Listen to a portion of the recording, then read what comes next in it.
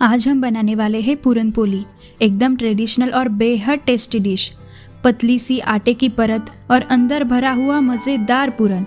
त्योहार हो या कोई भी खास दिन, ये ज़रूर बनती है और सबसे अच्छी बात, घर में सब बड़े चाव से इसे खाते हैं। नमस्कार, आपका स्वागत है तृषास किचन सीक्रेट्स में। तो चलिए शुरू करते हैं आज की स्वादिष्ट रेसिपी। सबसे पहले लीजिए 1 कप यानी लगभग 200 ग्राम चने की दाल। इसे अच्छे से धोकर करीब 2.5 घंटे पानी में भिगो दीजिए। भिगोने के बाद दाल फूलकर एकदम मुलायम हो जाती है। अब इस दाल को प्रेशर कुकर में डाल दीजिए। जो भी पानी बचा है उसे निकाल दीजिए और ऊपर से 2 कप साफ पानी डाल दीजिए। ध्यान रहे, पानी दाल से थोड़ी ऊंचाई तक होना चाहिए, लगभग आधी उंगली ऊपर। अब इसमें डाल दीजिए 1/4 छोटी चम्मच हल्दी पाउडर। इससे दाल का रंग और भी सुंदर आएगा। सबको हल्का सा मिक्स कर लीजिए। कुकर का ढक्कन बंद करके गैस ऑन कर दीजिए। सबसे पहले दाल को 2 सीटी तक पकाइए। उसके बाद गैस को धीमा कर दीजिए और करीब 5 मिनट तक स्लो फ्लेम पर कुक होने दीजिए। इसके बाद गैस ऑफ कर दीजिए और कुकर को ठंडा होने के लिए रख दीजिए। जब तक दाल ठंडी हो रही है, हम आटा गूंथकर तैयार कर लेते हैं। अब चलिए बनाते हैं आटा। एक बड़े बाउल में लीजिए 2 कप गेहूं का आटा, यानी लगभग 300 ग्राम। वही आटा जिससे हम रोज की रोटी बनाते हैं। इसमें डाल दीजिए आधा छोटी चम्मच नमक। ध्यान रहे, हम इसमें कोई भी मोयन, घी या तेल नहीं डाल रहे हैं। फिर भी हमारी पूरन पोली बहुत ही सॉफ्ट और मज़ेदार बनेगी। अब थोड़ा थोड़ा पानी डालते हुए आटा गूंथना शुरू कर दीजिए। हमें इसे एकदम सॉफ्ट डो की तरह बनाना है, बिल्कुल वैसे ही जैसे चपाती के लिए बनाते हैं। यहाँ पर एक खास टिप, आटा बारीक वाला ही होना चाहिए। अगर आपके घर मोटा आटा आता है तो इसमें आधा कप मैदा मिला लीजिए, वरना बेलने में दिक्कत होगी और पूरन पोली पतली नहीं बनेगी। डो को अच्छे से मुक्कियाँ लगाकर स्मूथ कर लीजिए। पानी डालते समय ध्यान रहे, धीरे धीरे ही डालें, वरना आटा ठीक से सेट नहीं होगा। देखिए, मैंने लगभग 6 से 7 मिनट तक धीरे धीरे पानी डालकर आटा गूंथा है। इसके लिए करीब 1.5 कप पानी इस्तेमाल हुआ है। और अब आप इसकी स्मूथनेस देख सकते हैं, कितना नरम और परफेक्ट लग रहा है। अब इसे गीले कपड़े से ढककर आधे घंटे के लिए रख दीजिए। कपड़ा गीला होना जरूरी है ताकि आटे की नमी और सॉफ्टनेस बनी रहे। अब जब कुकर ठंडा हो जाए तो ढक्कन खोलकर देखिए, दाल कितनी बड़ी और सॉफ्ट पक चुकी है। पूरन पोली के लिए दाल का सॉफ्ट होना बहुत ज़रूरी है, वरना ये अच्छी तरह से मैश नहीं हो पाएगी। एक छोटी सी टिप, दाल को पकाने से पहले कम से कम 2 घंटे ज़रूर भिगोए। इससे दाल जल्दी भी पकती है और एकदम मुलायम भी हो जाती है। अब सबसे पहले दाल को छान लीजिए ताकि एक्स्ट्रा पानी अलग हो जाए। छनी हुई दाल को हम एक बाउल में निकाल लेते हैं और जो पानी बचा है उसे फेंकिए मत। उससे आप सूप बना सकते हैं, बहुत ही हेल्दी और टेस्टी लगेगा। अब इस दाल को अच्छे से मैश करना है। इसके लिए आप चाहे तो छलनी का इस्तेमाल कीजिए। दाल को छलनी पर डालकर चम्मच से दबाते जाइए। इससे दाल का सारा पेस्ट नीचे आ जाएगा और ऊपर कुछ भी मोटा हिस्सा नहीं बचेगा।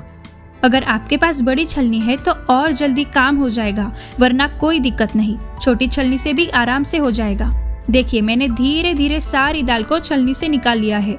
इस प्रोसेस से पूरन इतना स्मूथ और फाइन बनता है कि अंदर दाल के दाने बिल्कुल भी महसूस नहीं होंगे। अब देखिए नीचे कितना बड़ी और नरम पेस्ट बनकर तैयार हो गया है। यही हमारा बेस है पूरन पोली के लिए। अब चलते हैं गैस के पास। कोई भी भारी तले वाला बर्तन लीजिए और इसमें हमारी मैश की हुई दाल डाल दीजिए। गैस ऑन कीजिए और फ्लेम को लो रखें। अब बारी आती है गुड़ की। यहाँ मैंने लिया है 1 कप गुड़ पाउडर, लगभग 200 ग्राम। जितनी दाल है उतना ही गुड़ हमें लेना है। ध्यान रहे, गुड़ एकदम साफ और बिना गंदगी वाला होना चाहिए। गुड़ डालते समय मेरा शूट रह गया, उसके लिए माफ़ कीजिएगा। अब इस मिक्सचर को लो से मीडियम फ्लेम पर लगातार चलाते हुए पकाइए। शुरू में दाल थोड़ी गाढ़ी दिखेगी, लेकिन जैसे जैसे गुड़ पिघलता जाएगा ये मिक्स पतला होता जाएगा और फिर धीरे धीरे पकते पकते ये दोबारा गाढ़ा होने लगेगा। इस दौरान इसे हिलाते रहना बहुत ज़रूरी है, वरना बर्तन के तले में लग सकता है।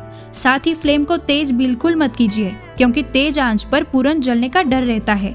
अब डाल दीजिए आधा छोटी चम्मच इलायची पाउडर। इसे मैंने 6 से 7 हरी इलायची को हल्की सी चीनी के साथ कूटकर बनाया है। ताज़ी इलायची की खुशबू इसमें गजब की आती है। इसके साथ ही डालिए 1/4 छोटी चम्मच जायफल यानी नटमेग पाउडर। ये भी स्वाद को और बढ़ाता है। नटमेग को बारीक कद्दूकस से घिसकर ही डालें ताकि इसका टेस्ट अच्छा आए। अब इसे थोड़ा और गाढ़ा होने तक पकाइए। किचन में फैली हुई खुशबू से ही पता चल रहा है कि पूरन कितना टेस्टी बनने वाला है।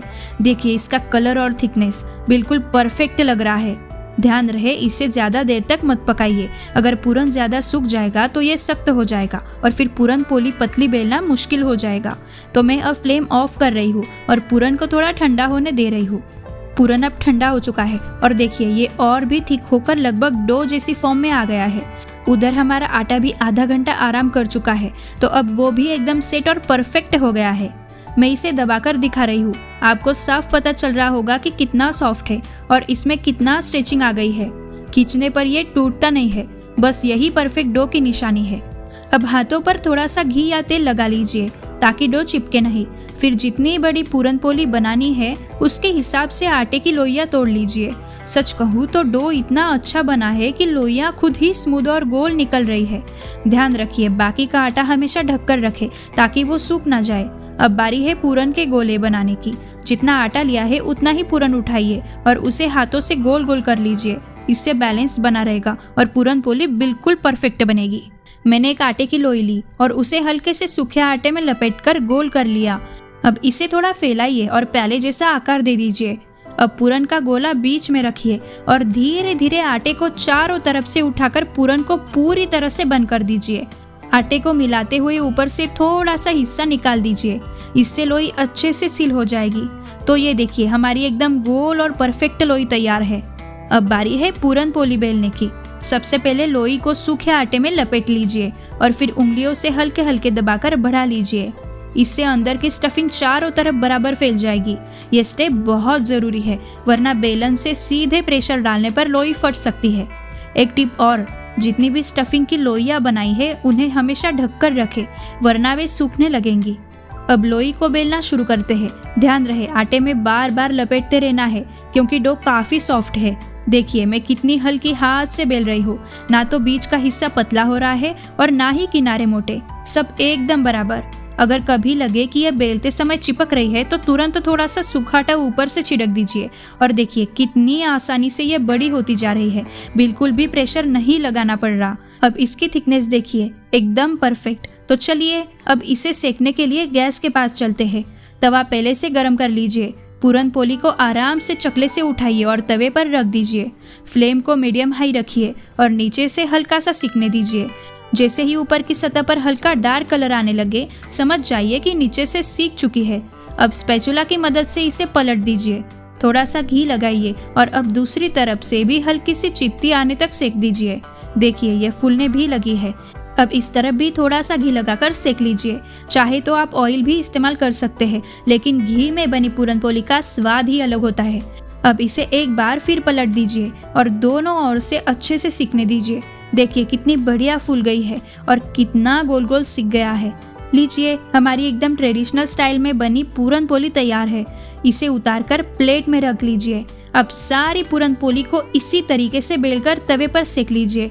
देखिए हर पूरन पोली कितनी प्यारी फूल रही है और एकदम स्वादिष्ट लग रही है। इस आटे और पूरन से करीब 7 से 10 पूरन पोली आराम से बन जाएगी। सच बताओ तो ये इतनी टेस्टी बनी है कि देखने भर से ही खाने का मन कर रहा है। ऊपर से हल्की सी क्रिस्पी और अंदर से मुलायम मीठा पूरन, वाह! इन्हें आप घी, दूध या फिर कढ़ी जैसी पतली दाल के साथ परोस सकते हैं। हर किसी को बहुत पसंद आएगी। और हाँ, मेरे हस्बैंड को तो ये चाय के साथ भी बेहद टेस्टी लगती है। एक और बात, पूरन पोली को आप बाहर 3 से 4 दिन तक आराम से रख सकते हैं और फ्रिज में ये पूरे 1 हफ्ते तक बिल्कुल फ्रेश रहती है। इन्हें बनाने में कोई खास दिक्कत नहीं आती, बस थोड़ा सा ध्यान रखिए। बेलते समय हमेशा हल्के हाथ से बेलें, पतला बेलें और सेकते वक्त फ्लेम लो से मीडियम रखें। तो लीजिए हमारी ट्रेडिशनल पूरन पोली तैयार है। आप भी इसे ज़रूर बनाइए और खाइए, फिर मुझे कमेंट्स में बताइए कि कैसी लगी। और अगर आपने अभी तक मेरा चैनल तृषास किचन सीक्रेट्स को सब्सक्राइब नहीं किया है तो प्लीज़ जल्दी से कर लीजिए। साथ ही में बेल आइकन पर दबाना मत भूलिए ताकि मेरी हर नई रेसिपी का नोटिफिकेशन आपको तुरंत मिले। तो मिलते हैं अगली बार एक और मज़ेदार रेसिपी के साथ। धन्यवाद और खुश रहिए, स्वादिष्ट खाना बनाते रहिए।